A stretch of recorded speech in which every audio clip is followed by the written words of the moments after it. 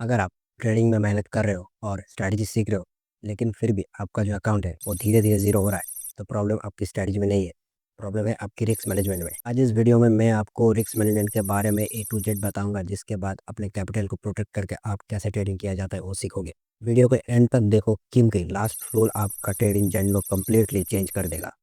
Point one, risk management क्या है? Risk management का मतलब प्रॉफिट बनाना नहीं है। रिस्क मैनेजमेंट का मतलब होता है लॉस को कंट्रोल करना। मार्केट में जो ट्रेडर लॉस को कंट्रोल कर लेता है, वही ट्रेडर लोग सर्वाइव कर पाता है। पॉइंट टू, कैपिटल प्रोटेक्ट क्यों ज़रूरी है? मार्केट हर रोज़ मौका देगी, लेकिन अगर कैपिटल ही खत्म हो गया तो आप ट्रेड ही नहीं कर पाओगे। इसलिए पहला गोल होता है कैपिटल बचाना, प्रॉफिट करना नहीं।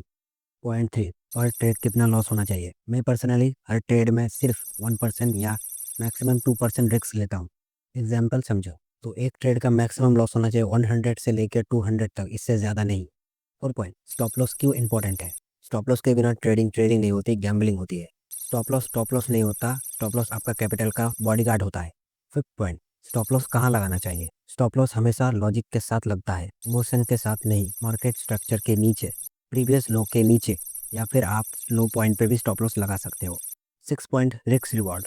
मैं खुद मिनिमम 1:2 रिस्क रिवॉर्ड फॉलो करता हूँ।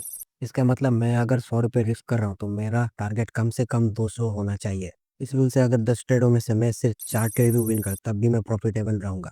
7 point, position size calculation, most important point. बहुत लोग यहाँ पर भी गलती करते हैं। लॉट साइज गुस्से से नहीं, कैलकुलेशन से निकलता है। फॉर्मूला याद रखो, risk amount is to stop loss point. Quantity explain, अगर रिस्क 100 रुपये होगा तो स्टॉप लॉस 10 पॉइंट होगा, एंड क्वांटिटी जो होगा वो 10 होगा। 8 point, daily loss limit rule. एक दिन में मैक्सिमम 2 ट्रेड से ज़्यादा लॉस नहीं लेना है।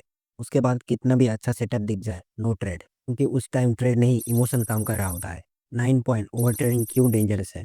ज़्यादा ट्रेड करना मतलब ज़्यादा प्रॉफिट करना नहीं होता। ओवर ट्रेडिंग से कॉन्फिडेंस गिरता है और कैपिटल भी।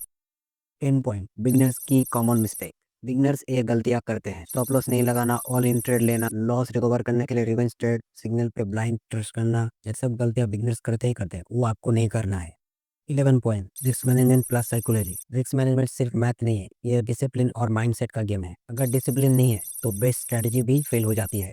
Point 12, golden risk management. इस पार्ट को याद रखना, कैपिटल टू प्रॉफिट। हर ट्रेड जीतना ज़रूरी नहीं है, पहले सर्वाइव करो फिर अर्न करो, क्योंकि डिसिप्लिन ही रियल एज है। अगर आपने इस वीडियो के सारे पॉइंट को फॉलो कर लिया तो आप ऑलरेडी 80% ट्रेडर से आगे हो। नेक्स्ट वीडियो में मैं आपको दिखाऊंगा गोल्ड की स्ट्रैटेजी कैसे बनाई जाती है। बाय।